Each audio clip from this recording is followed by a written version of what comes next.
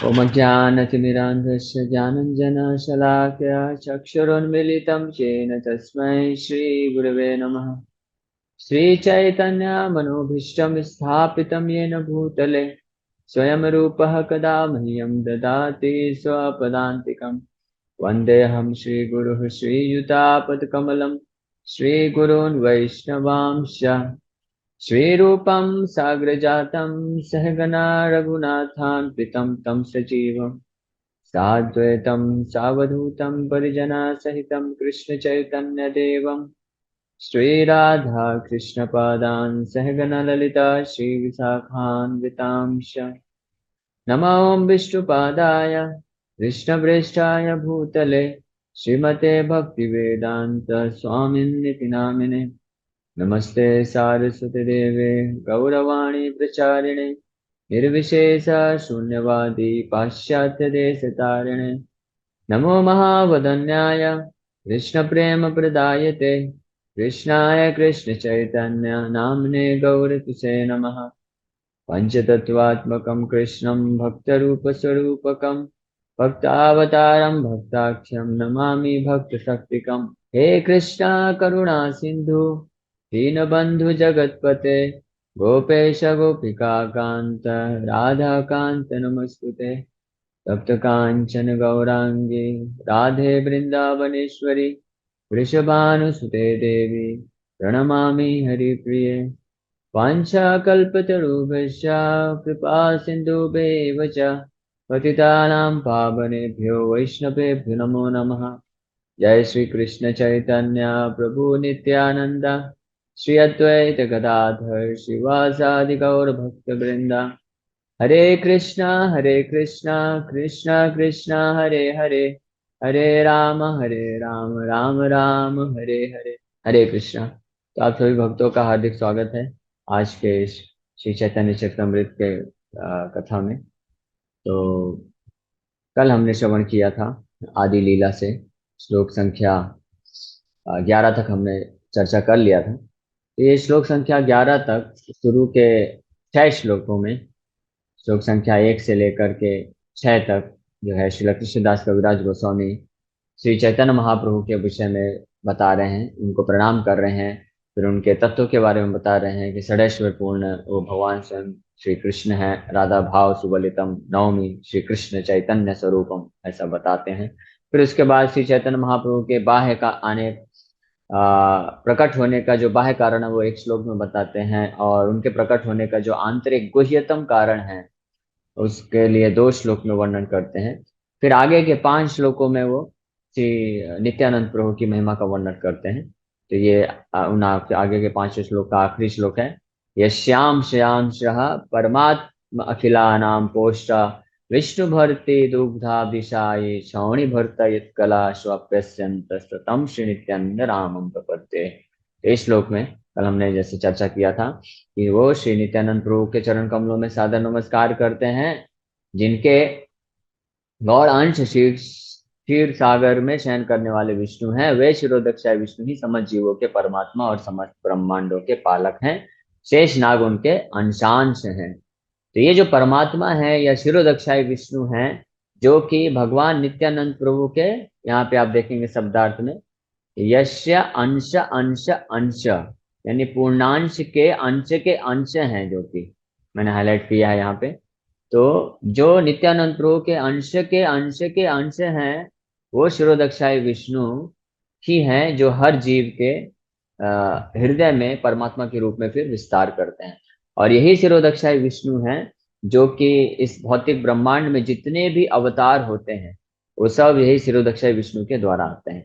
तो हम कह सकते हैं कि जितने भी अवतार हैं, ऐसे असंख्य अवतार हैं, है ना, चाहे वो कूर्म नरसिंह वराह और अलग अलग जितने भी अवतारों का वर्णन किया गया है भागवत में, और मनवंतर अवतार, ये सब लीला अवतार, ये सब अवतार जो हैं श्री नित्यानंद प्रभु के अंश गर्भोदक्षा शिरोदक्षाय विष्णु के ही अलग अलग अवतार के रूप में प्रकट होते हैं। तो यह है श्री नित्यानंद प्रभु की महिमा। अब आगे हम लोग प्रारंभ करेंगे। आज जो हम लोग चर्चा करेंगे अब आगे के 2 श्लोकों में श्री कृष्णदास कविराज गोस्वामी अद्वैत आचार्य की महिमा का वर्णन कर रहे हैं। तो उसके पहले हम लोग श्री चैतन्य नित्यानंद गौर तत्व को सादर प्रणाम करते हैं। जय जय श्री चैतन्य जय नित्यानंद, जय अद्वैत चंद्र जय गौर भक्त वृंद। जय जय श्री कृष्ण, जय जय श्री चैतन्य जय नित्यानंद, जय अद्वैत चंद्र जय गौर भक्त वृंद। जय जय श्री चैतन्य जय नित्यानंद, जय अद्वैत चंद्र जय गौर भक्त वृंद। आजानुलंबित भुजौ कनकाबदातौ संकीर्तनय कपितरौ कमलायताक्षौ विश्वम्भरौ द्विजवरौ युगधर्मपालौ वंदे जगत्प्रियकरौ करुणावतारौ।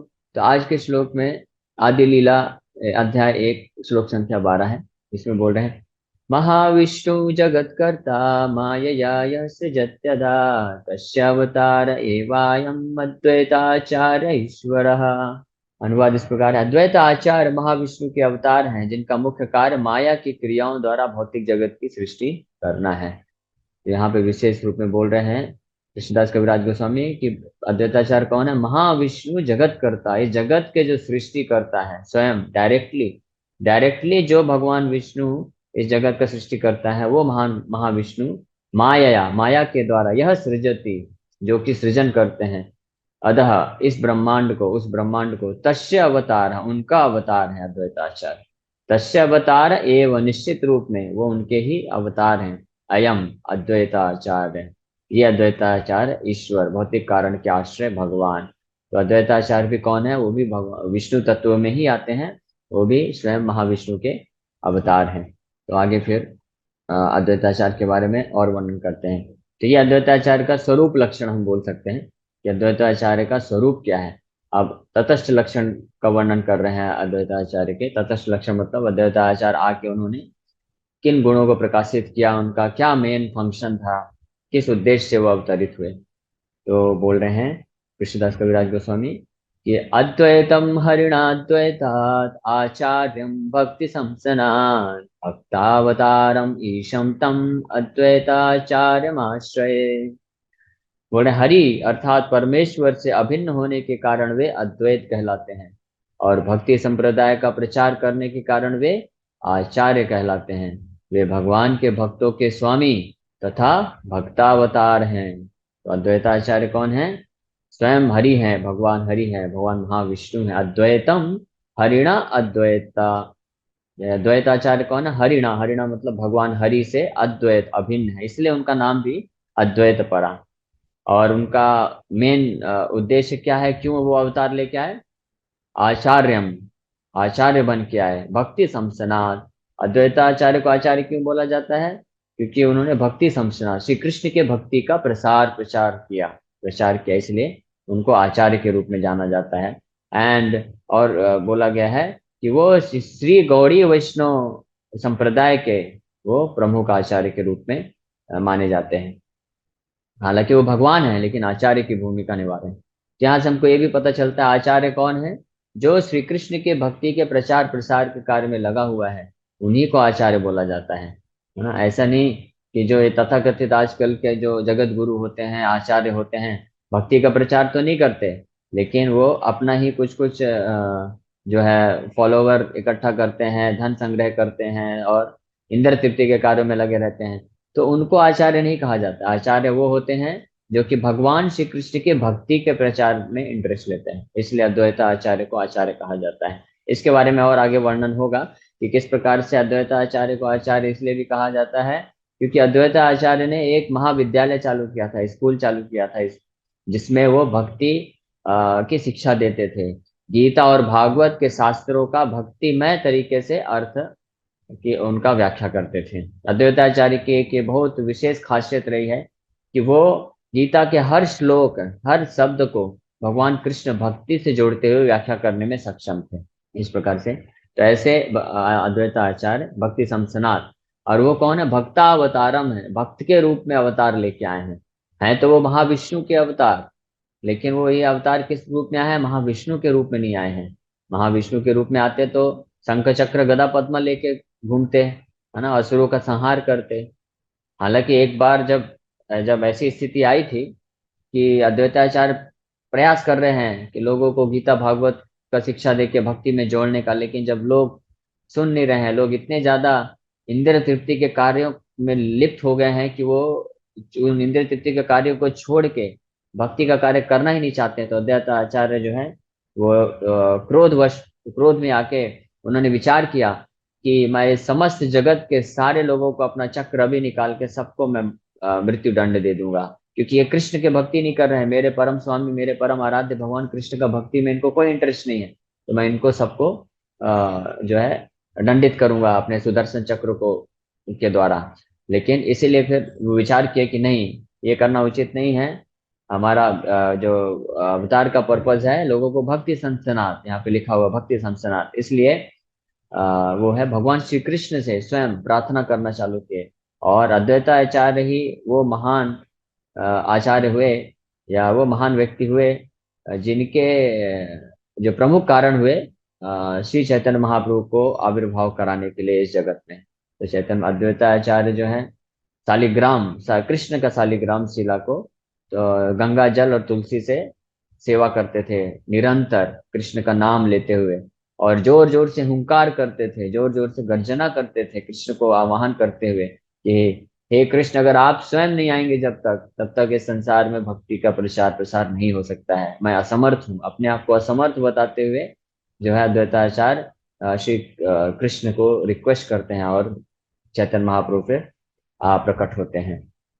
जिस प्रकार से भक्तावतारम ईशम, लेकिन वो कौन है? ईशम है, परम भगवान है। तम, उनको अद्वैताचार्य आश्रय, ऐसे अद्वैताचार्य का मैं आश्रय लेता हूँ। फिर आगे अभी इन दो श्लोकों में अद्वैताचार्य की महिमा का वर्णन किए हैं। अब आगे का एक श्लोक है, इस एक श्लोक में, ये आखिरी श्लोक है श्रील कृष्णदास कविराज गोस्वामी का मंगलाचरण रूपी, जिसमें वो पंच तत्व का जो मंगलाचरण कर रहे हैं। तो इस आखिरी श्लोक में पंच तत्व का वर्णन करेंगे, हाँ, जो हम लोग भी इस श्लोक को अपने मंगलाचरण में स्वीकार करते हैं, पाठ करते हैं कई बार। पंचतत्वात्मकं कृष्णं भक्त रूप स्वरूपकं भक्तावतारम भक्ताक्षम नमामि भक्त शक्तिकम। मैं उन परमेश्वर कृष्ण को सादर नमस्कार करता हूँ जो अपने भक्त रूप, भक्त स्वरूप, भक्तावतार, शुद्ध भक्त और शुद्ध और भक्त शक्ति रूपी लक्षण से अभिन्न है। हाँ, तो यहाँ यहाँ पे मेंशन किया गया है भक्तावतार भक्ताख्यम नमामि भक्त शक्तिकम। तो पंचतत्वात्मकम कृष्णम, पंच तत्व आत्मकम मतलब पंच दिव्य तत्वों में समाहित, या पंच तत्वात्मकम, आत्मकम का मतलब होता है कि कृष्ण जो है पंच तत्वात्मकम है, मतलब पंच तत्व के रूप में अपने आप को विस्तार करते हैं। यानी ये जो पंच तत्व हैं कौन कौन?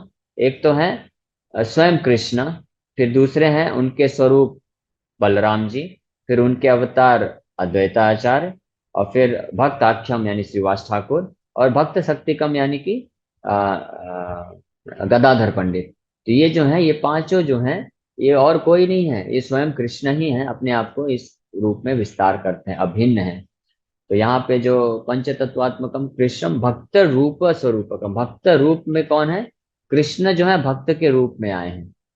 और नित्यानंद प्रभु कौन है? उनके स्वरूपकम है, भक्त के विस्तार के रूप में आए हैं, यानी कृष्ण के विस्तार हैं बलराम जी, तो वो भी भक्त के रूप में इस तरह से, इसलिए इनको स्वरूपकम बोला गया है। और फिर भक्त अवतार, भक्त के अवतार के रूप में कौन आए हैं? जो महाविष्णु हैं, जो कि कृष्ण के अवतार हैं, तो उनको भक्तावतारम कहा गया है। और भक्ताख्यम यानी भक्त के नाम से प्रसिद्ध कौन है? सबसे महान भक्त, प्रसिद्ध भक्त जो भक्ति के प्रचार के लिए हमेशा आते हैं, वो है नारद मुनि। तो नारद मुनि भक्ति के आचार्य कहलाते हैं, तो वो नारद मुनि श्रीवास ठाकुर के रूप में प्रकट हुए। और फिर भक्ताख्यम जो है, भक्ताख्यम जो है श्रीवास ठाकुर हुए नमामि भक्त शक्तिकम, और मैं भक्त शक्तिकम, शक्ति भगवान की शक्ति कौन है? श्रीमती राधा रानी।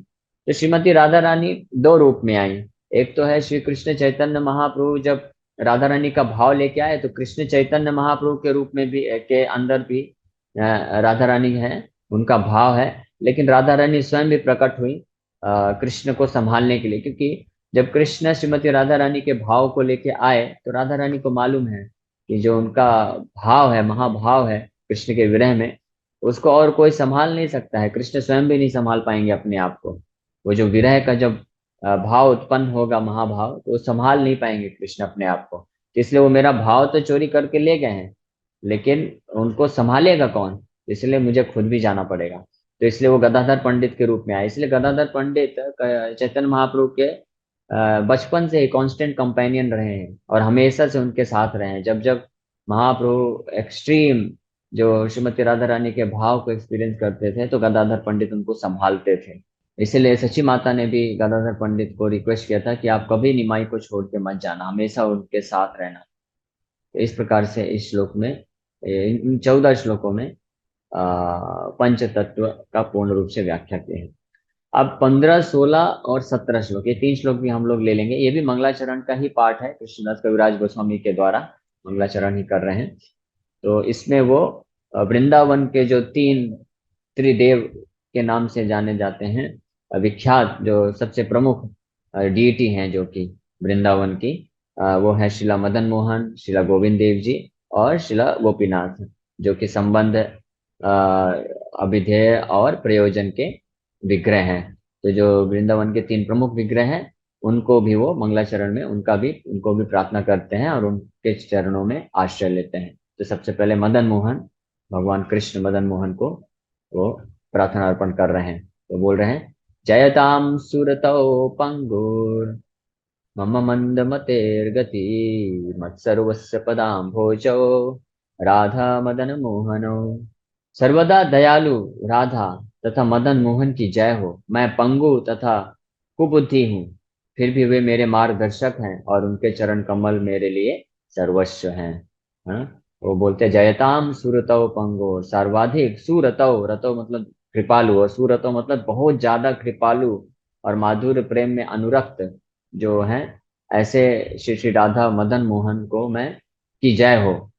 और जो कि पंगु, मेरे जैसे पंगु यानी लंगड़ा या कम बुद्धि वाला, मम मंद मते, मंद मते मतलब मूर्ख, कम बुद्धि रखने वाले मेरे जैसे पंगु लंगड़े व्यक्ति का भी जो कि आश्रय है, गति है, आश्रय है, मत सर्वस्व, और वो मेरे लिए सब कुछ है।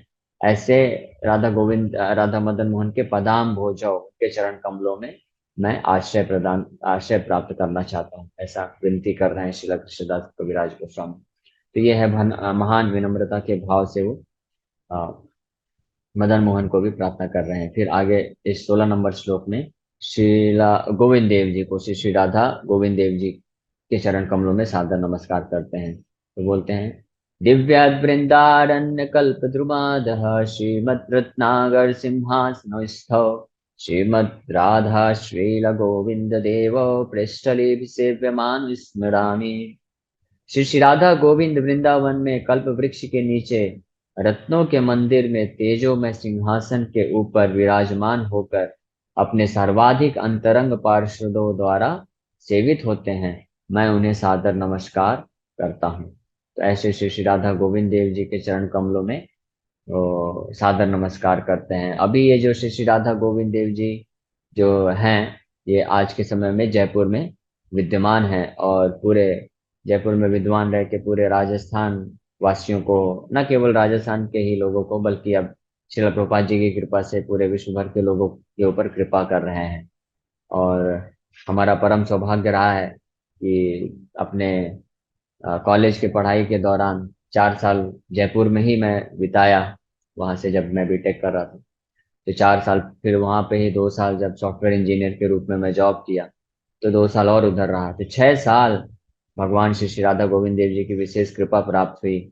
उनका बहुत ही फ्रिक्वेंटली जो है दर्शन होता रहा, कृपा मिलता रहा। हमारे जहाँ हमारा कॉलेज था उससे ज्यादा दूर नहीं, 8-10 किलोमीटर पे ही थे। बहुत भव्य सुंदर मंदिर है। आप उस जो भी व्यक्ति उस भव्य सुंदर मंदिर में प्रवेश करता है, तो उसको लगता है वो साक्षात वृंदावन में आ गया है, ऐसा महसूस होता है। आप में से अगर कोई भक्त गए होंगे तो इस बात का अनुभव किए होंगे कि राधा गोविंद देव जी जो जयपुर में मंदिर है, जैसे ही प्रवेश करते हैं और उनका दर्शन करते, इतना सुंदर दर्शन करते हैं, तो साक्षात ऐसा लगता है कि स्वयं वृंदावन धाम में ही प्रवेश कर गए हैं। और बहुत मधुर वहां पे मंगला आरती, सुबह सुबह मंगला आरती में भी आप देखेंगे हजारों की संख्या में भीड़, लोग आते हैं और बड़े भाव के साथ राधा गोविंद देव जी को प्रार्थना अर्पण करते हैं, अपने जो लोकल भाषा में लोग वहाँ पे प्रार्थना अर्पण करते हैं, गाते हैं, उनके गुणगान गाते हैं। करीब सुबह 5 बजे की मंगला आरती। और जो पिछले श्लोक में हमने श्री श्री राधा मदन मोहन के बारे में वर्णन किया, तो ये भी श्री श्री राधा मदन मोहन भी जो है राजस्थान में करौली नामक स्थान है, डिस्ट्रिक्ट है, वहाँ पे विद्यमान है। और वहाँ पे भी बहुत सुंदर भव्य मंदिर है, वृंदावन का अनुभव होता है। और वहाँ भी सुबह सुबह कड़ाके की ठंड में भी आप जाएंगे उधर, सुबह 4:30-5 बजे हजारों की संख्या में लोग आते हैं, दर्शन करते हैं। और फिर तो तीसरे विग्रह हैं गोपीनाथ, जो 17वें श्लोक, अगले श्लोक में जिनका आश्रय लेंगे, वो भी जो है वृंदावन से आए, जयपुर में है। और उनका भी बहुत सुंदर भव्य मंदिर है। तो ये तीनों, मदन मोहन, गोविंद देव जी और गोपीनाथ, इनका बहुत ही तीव्र इच्छा था कि हम वृंदावन से बाहर निकल के, वृंदावन अभी यूपी में तो बहुत उद्धार किया, बहुत कृपा किया, अभी राजस्थान में जाके भी कृपा करना चाहिए। तो इसलिए वो बहाना के द्वारा कि मुसलमानों, औरंगजेब के आर्मी ने अटैक किया है, उस बहाने से भगवान जो है वहां से चले गए और राजस्थान में जयपुर में रहे। और जयपुर में पहले जयपुर में ही थे तीनों। जयपुर में एक बहुत ही दिव्य स्थान है जिसको कनक वृंदावन के नाम से भी जाना जाता है, जो भक्त लोग गए होंगे तो जानते होंगे, बहुत सुंदर है। तो ये जयपुर में ही तीनों विग्रह थे पहले, लेकिन फिर जब जयपुर के राजा की बेटी का विवाह हो रहा था, जयपुर के राजा महान भक्त थे, रूप गोस्वामी से प्रभावित थे वो, और उनके शिक्षाओं के आधार पर यहाँ पे पूजा अर्चना करते थे। तो जब यहाँ से उनकी बेटी का विवाह हुआ, तो विवाह में बेटी ने बोला कि पिताजी मुझे और कुछ भी नहीं चाहिए, आप दहेज में मुझे मात्र केवल और केवल मेरे प्रिय इष्ट श्री श्री राधा मदन मोहन को दीजिए। जब इस तरह की बात रखे तो राजा का हृदय जो है टूटने लग गया। वो महसूस किए कि मैं कैसे दे सकता हूँ, ये मेरे परम आराध्य हैं। इतना विरह का भाव महसूस होने लग गया। तो वो देने को तैयार नहीं थे। और जो उनकी बेटी थी, तो वो जिद पे थी कि नहीं, मुझे जो है मदन मोहन ही चाहिए, मैं मदन मोहन को लेके जाऊंगी। तो फिर राजा ने एक शर्त रखा। बोला कि अगर तुम अपने परम आराध्य भगवान मदन मोहन को पहचान जाओगी तो मैं फिर दे दूंगा। मतलब उन्होंने बोला कि मैं मदन मोहन के जैसे ही कई विग्रह बनवाऊंगा और तुम्हारे आंख में पट्टी बांध दी जाएगी, तुमको मात्र उनके चरणों को स्पर्श करके समझना होगा कि कौन है मदन मोहन, और फिर तुम फिर ले जा सकती हो। तो ये बेटी जो है राजकुमारी बड़ा चिंता में आ गई, भगवान को प्रार्थना करने लग गई कि अब मैं कैसे पहचान पाऊंगी, कैसे पहचान पाऊंगी। तो भगवान सपने में आके बोलते हैं कि तुम चिंता मत करो, मेरा भी इच्छा है तुम्हारे साथ जाने का, तुम मेरी बहुत महान भक्त हो, तो तुम टेंशन मत लो। जब तुम मेरे अलग अलग, मैं मेरे को रखेंगे और साथ में अलग अलग जो मूर्तियां बनाई जाएंगी, तो तुम अलग अलग मूर्तियों के जब चरणों को स्पर्श करोगी तो तुमको पत्थर के जैसा अनुभूति होगा। लेकिन जब तुम साक्षात मेरे चरणों को स्पर्श करोगी तो तुम मेरे चरण कमलों का जो स्पर्श है उसको अनुभव कर पाओगे और तुम्हें पता चल जाएगा। तो वही हुआ। जो राजकुमारी हैं सबके चरण कमलों को स्पर्श करते हुए गई, और जैसे मदन मोहन जी के चरण कमलों को स्पर्श की, तो चरणार विंद कमल सदृश उनके सॉफ्ट कोमल चरणों का उनको स्पर्श महसूस हुआ, और उन्होंने बोला यही है मदन मोहन। और वास्तविक में वही मदन मोहन थे। तो फिर राजा को बाध्य होना पड़ा, और अपनी बेटी के साथ, विवाह के साथ दहेज में भगवान करौली चले गए। करौली जो कि वृंदावन से लगभग 4 से 5 घंटे की दूरी में है। तो वहां पे फिर मदन मोहन गए। तो मदन मोहन वहां पे विग्रह आज भी हैं, और गोविंद देव जी इधर। तो यहाँ पे गोविंद देव जी के बारे में बताया जा रहा है कि गोविंद देव जी दिव्याद वृंदारण्य, जो दिव्य वृंदावन है, कल्पद्रुमा कल्प वृक्ष के नीचे बहुत ही सुंदर रत्न जड़ित सिंहासन में स्थित हैं दोनों। कौन? श्रीमती राधा रानी और गोविंद देव जी। और उनके बहुत सारी सखियां जो हैं उनको वो वर्शिप कर रही हैं, उनके उनके सेवा आराधना में लगी हुई हैं। इस प्रकार से यहाँ पे मंगलाचरण प्रकार आखिरी श्लोक करते हैं, फिर यहाँ पे विराम देंगे, क्वेश्चन आंसर ले लेंगे। तो अब आखिरी श्लोक में वो गोपीनाथ जी का अर्चना कर रहे हैं, प्रणाम कर रहे हैं। श्रीमान रास रसारंभी वम शिवट तट स्थिता कर्षण वेणु सुनैर गोपीर गोपीनाथ श्री अस्तुनः। रास नृत्य के दिव्य रस के प्रवर्तक श्री श्रीला गोपीनाथ वंशीवट के तट पर खड़े हैं और अपनी प्रसिद्ध बांसुरी की ध्वनि से गोपियों के ध्यान को आकृष्ट कर रहे हैं। वे हम सबको अपना आशीर्वाद प्रदान करें। तो यह है गोपीनाथ जी का वर्णन कर रहे हैं। श्रीमान, श्रीमान मतलब अत्यंत सुंदर रास रस। रसारंभी, रास नृत्य के आरंभ करने वाले जो हैं, अपने वंशी वट तट स्थिता, वंशी वट के तट पर खड़े हैं। कर्षण वेणु सुनैर गोपी, कर्षण मतलब आकर्षित कर रहे हैं अपने वेणु से, सुनैर वेणु की ध्वनि से गोपियों को आकर्षित कर रहे हैं। ऐसे गोपीनाथ भगवान जो है, श्री अस्तु नहा, वो हम सबको क्या करें, वरदान दे। तो देखिए यहाँ पे भी श्री अस्तु नहा, नहा मतलब हमारे लिए। तो कृष्णदास कविराज गोसाई अपने खुद के लिए भी प्रार्थना कर रहे हैं, साथ में हम सब के लिए आशीर्वाद की याचना कर रहे हैं कि वो सबको, हाँ वो गोपीनाथ जी हम सबको वरदान प्रदान करें। इस प्रकार से इन 17 श्लोकों में कृष्णदास कविराज गोस्वामी मंगलाचरण कंप्लीट करते हैं। तो यहाँ पे अभी हमारा जो है पहले अध्याय का मंगलाचरण कंप्लीट हुआ है। अब हमारा जो कल से है, कृष्णदास कविराज गोस्वामी सिस्टमेटिकली जो मंगलाचरण बताए हैं, गुरु तत्व, भक्त तत्व, ये सब तत्व का विस्तार से वर्णन करेंगे, जो कि हम लोग आगे एक एक करके आगे बढ़ेंगे। हरे कृष्णा। तो आप सभी भक्तों का धन्यवाद। किसी भक्त का कोई प्रश्न है तो प्रश्न ले सकते हैं। यस अनिकेत ध्रुव, आपका प्रश्न है, पूछिए। अच्छा प्रभु जी, आपने जो लास्ट के जो तीन डिटीज बताए, राधा गोविंद देव, राधा मदन मोहन और राधा गोपीनाथ, गोविंद ये देव। तीनों को किन्होंने मतलब ये किया है, इनॉग्रेट वगैरह? हाँ, ये तीनों के अलग अलग आचार्य हैं जिन्होंने किया। मदन मोहन के जो आचार्य हैं सनातन गोस्वामी, ये वर्शिप करते थे। और गोविंद देव जी के श्रील रूप गोस्वामी, और गोपीनाथ जी के श्रील रघुनाथ दास गोस्वामी। तो ये तीन आचार्य हुए, इन तीनों के डिटीज थे। ओके। तभी का टाइम पे तीनों प्रसिद्ध, मतलब ये तीनों मेन डिटीज थे। लाइक वृंदावन के तो अभी लोग बोलते हैं हाँ कि हाँ, अपने बांके यस। बिहारी राधा वाला का राधा, ये राधा रमन है बोलते हैं अभी तो। हैं कई, कई विख्यात हैं, लेकिन हमारे गौड़ी वैष्णव में, संप्रदाय में आज भी, पहले भी और हमेशा ये तीन जो है डीटी हमेशा प्रोमिनेंट रहेंगे, क्योंकि ये संबंध अविधेय प्रयोजन के विग्रह हैं जो भक्तों को, संबंध, संबंध क्या बोले प्रभु अभी ये? ये सब बताया जाएगा आगे। संबंध, अविधेय और प्रयोजन के ये विग्रह हैं। और जो सनातन गोस्वामी, रूप गोस्वामी और रघुनाथ दास गोस्वामी संबंध अविधेय प्रयोजन आचार्य हैं। ये आगे वर्णन करेंगे तो हम लोग डिस्कस करेंगे। यस शुभम प्रभु, आपका प्रश्न है, जल्दी से ले लेते हैं आपका हरे कृष्णा प्रश्न। प्रभु जी। यस प्रभु। प्रभु जी, मेरा प्रश्न ये है कि आप सरल भाषा में हमें ये बताइए कि वैष्णव कौन है। अच्छा, तो ऐसा ही प्रश्न श्रीला प्रभुपाद जी को पूछा गया था, तो उतने ही सरल भाषा में जैसा प्रभुपाद जी ने आंसर दिया, वैसे मैं भी आंसर दूंगा जी कि हु इज अ वैष्णव। जो प्रभुपाद जी बोलते हैं, one who is most addicted to Krishna is a Vaishnava. कि जो कृष्ण को जी बहुत, कृष्ण एडिक्टेड समझते हैं ना, जैसे कोई जी जी जी। शराबी होता है, वो शराब आसक्त। के प्रति आसक्त, हाँ आसक्त आसक्त। बोलेंगे, आसक्त से भी ज्यादा, जिसकी लत लग जाती जी। है ना, लत शराब लग की लत जाए। लग गई, जी। हाँ। तो जो जिसको कृष्ण से बिल्कुल लत लग जाए, वो है वैष्णव। ठीक है। ओके, हरे कृष्णा। जी प्रभु, धन्यवाद प्रभु। यस प्रभु जी, हरे कृष्णा। वीर कृष्ण प्रभु, आप कुछ। प्रभु जी, ये प्रश्न पूछते मुझे बहुत हृदय से प्रसन्नता हो रही है। इसमें पंच तत्व हैं, भी पंच तत्व मंगलाचरण भी आपने पढ़ा। तो गौरांग महाप्रभु साक्षात कृष्ण है राधा रानी के भाव में, नित्यानंद बलराम प्रभु हैं, अद्वैताचार्य महाविष्णु सदाशिव हैं, श्रीवासाचार्य नारद मुनि हैं, आचार्य राधा रानी है। तो पंच तत्व हो गए, तो और कौन चाहिए हमको प्रभु जी? सब कुछ तो हो गए, सब कुछ तो आ गए। मैंने सही में। एक प्रकार से कहें तो रूप में है पंच भक्त तत्व जो आपने कहा। और किसकी हमको आवश्यकता है? जो पंच तत्व की वर्षित कर लिया, तो और किसकी आवश्यकता है? तो ये सही बात है कि अगर पंच तत्व का अगर कोई कृपा प्राप्त कर लिया, तो उसका जीवन पूर्ण रूप से सफल हो गया। लेकिन पंच तत्व की कृपा जो है, उनके पंच तत्व के भक्त वृंद के द्वारा माध्यम से मिलती है। तो गौर भक्त वृंद इसलिए लास्ट में आता है।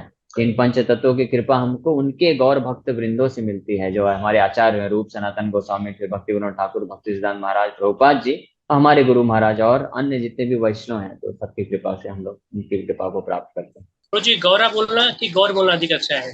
जैसे गौरा गौरा गौरा, तो गौर गौर गौर, तो थोड़ा सा अंतर कुछ है क्या गौर गौरा में? हालांकि हाँ, अंतर, ऐसा कुछ विशेष अंतर नहीं है, क्योंकि जब हम गाते हैं तो गौरा गौरा गौरा भी निकलता है, नहीं तो गौर गौर गौर भी बोल सकते हैं। भगवान स्वीकार कर लेते हैं, जैसे कृष्ण भी है, कोई इसमें विशेष अंतर नहीं है। कल भी थोड़ा सा एक्सप्लेन करने की कोशिश करेंगे, बहुत हाँ इंपॉर्टेंट हाँ। प्रश्न है, छोटा है लेकिन। हाँ, ओके। हरे हरे कृष्ण। कृष्णा। सभी भक्तों का बहुत बहुत धन्यवाद। हरे कृष्णा। वांछा कल्पतरुभ्यश्च हरे कृष्ण। कृपा सिंधुभ्यश्च पतितानां पावनेभ्यो वैष्णवेभ्यो नमः। आप सभी भक्तों का बहुत बहुत धन्यवाद।